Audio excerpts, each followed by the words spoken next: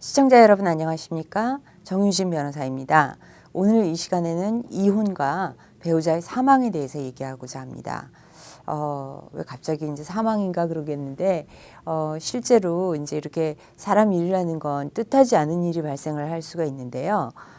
일단은 그 이혼을 이미 한 후에 그 전처 또는 전 남편, 과거의 배우자가 사망을 했을 경우에 여러 가지 이슈가 있을 수 있습니다. 이제 그런 거에 대해서 좀 살펴보고자 하는데, 일단 뭐 아무런 이렇게 이슈가 없이 그냥 단순히 physically divorce만 한 경우라면 문제가 안 되지만, 뭐 위자료, 뭐 자녀의 양육비, 자녀가 있다라든지 뭐 이런 것들이 문제가 걸려 있는 경우에는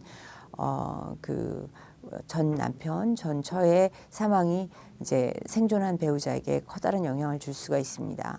일반적으로 일단 위자료부터 보면 위자료는 물론 이제 주마다 다르긴 하지만 일반적인 룰은 그 지급하는 배우자가 사망을 했을 때 그런 경우에나 아니면 또 받는 사람이 사망했을 때는 뭐 당연한 거고요. 지급하는 배우자가 사망을 했을 때 그 배우자 엘리모니 위자료를 지급해야 되는 의무는 종료가 된다고 보는 것이 일반적인 룰입니다.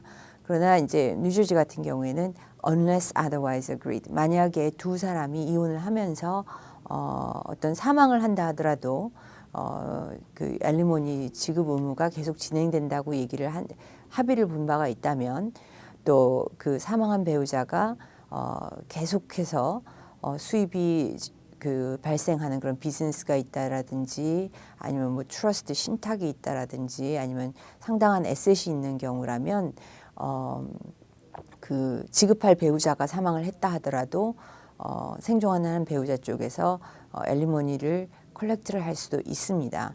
물론 엘리모니 자체 위자료가 밀린 돈에 대해서는 당연히 이제 망인이 재산이 있거나 그럴 경우에는 받을 수가 있고요.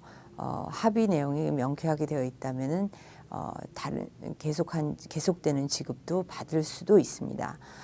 물론 이제 이걸 받기 위해서 가만히 있으셔서는 안 되고, 그 과거의 배우자가 사망을 했을 경우에 이제 그 유산 에스테이트라고 하죠. 에스테이트에 대해서 채권자로서 그 클레임을 반드시 하셔야 됩니다. 이제 프로베이트라고 해서 만약 윌이 있다 그러면 윌을 프로베이트 하는 경우도 있고, 또 엑스큐션을 한다든지 뭐 그런 경우에 반드시 그거에 대해서 그 사람 자산을 찾아서 자기가 클레임을 한다라는 법정의 절차를 밟으셔야 됩니다.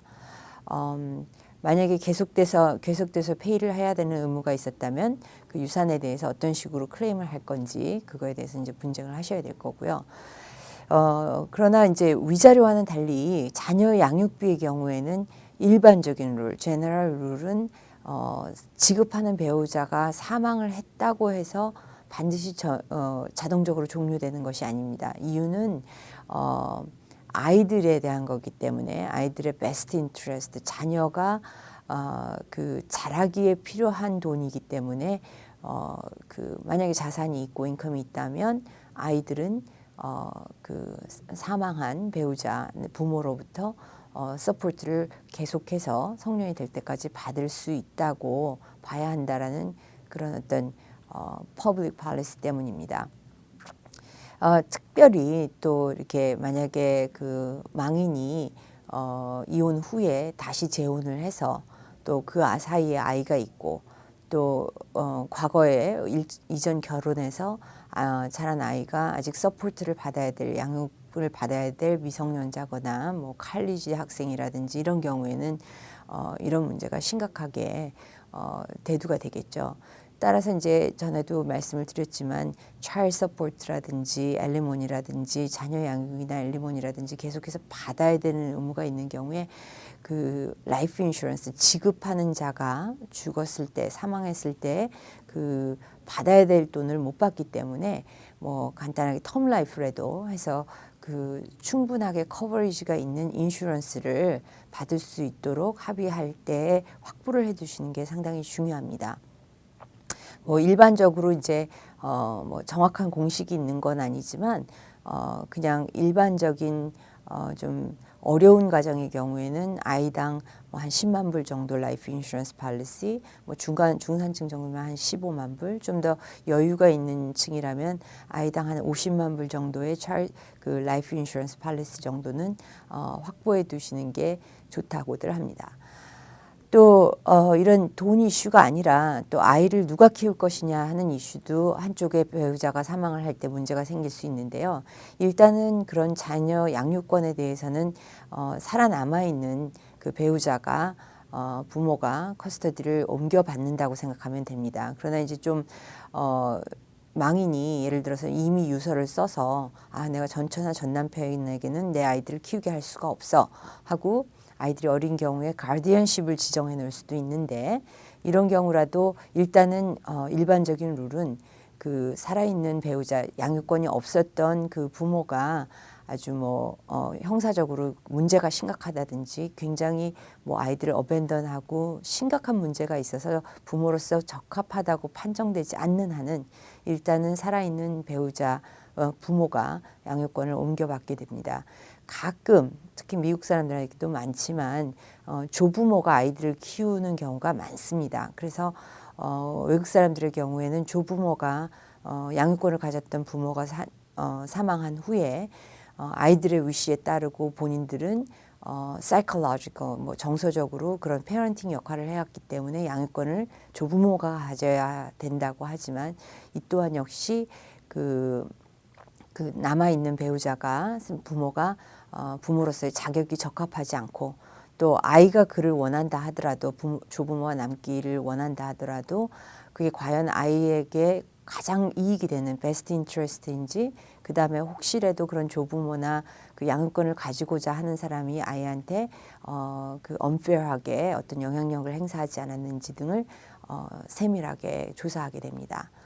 또 이외에 이제 그런 사망 이슈에 대해서는 이제 상속 문제도 있다고 보셔야 되는데, 일단은 그 상속 문제는 이혼을 하면은 상속권을 포기한다고 생각하시면 됩니다.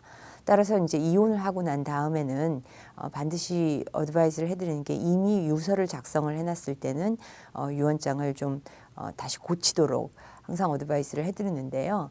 만약에 유언장이 수정이 되지 않았다 하더라도 주에 따라서는 일단 그 과거에 배우자에게 그대로 그냥 유산을 남겨준다 하는 조항은 그 후에 이혼을 했다 하면은 밸리드하지 않은, 유효하지 않은 것으로 간주할 수 있습니다. 또 이제 그 상속 시간에도 얘기를 했었지만, 그 배우자가 그 유언장이 없는 경우에 일렉티브 쉐어라고 해서 유언장이 없거나 아니면은 자기에게 많은 재산을 안 남겨놨을 때도 배우자로서 일정 포션, 보통 3분의 1 정도의 유산 상속권을 갖다가 주장할 수 있는데요.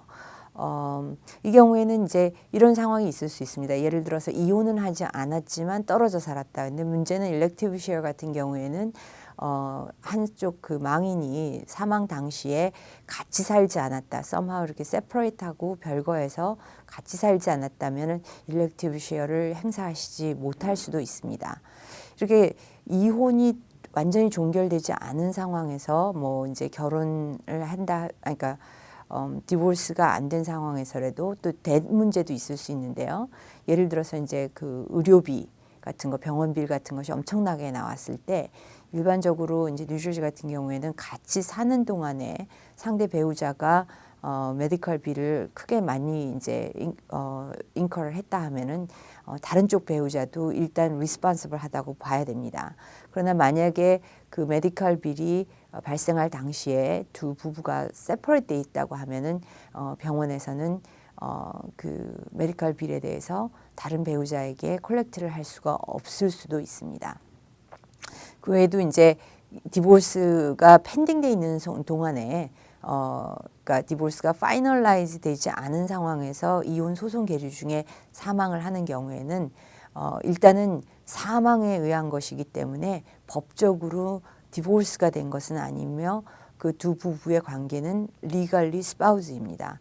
물론 이제 아까 말씀드렸던 그 일렉티브 쉐어처럼 두 사람의 상황에 따라서 이미 이제 피지컬리 서로가 떨어져 산다든지 그런 경우에는 일렉티브 쉐어를 행사할 수 없지만, 다른 그런 어떤 권리들에 대해서는 그 모든 것을 일단 그 행사를 할 수 있는 그런 그 법적인 배우자로서 그냥 계속 남게 되는 것입니다. 지금까지 말씀 도움되셨기 바라면서 다음 시간에 다시 뵙겠습니다.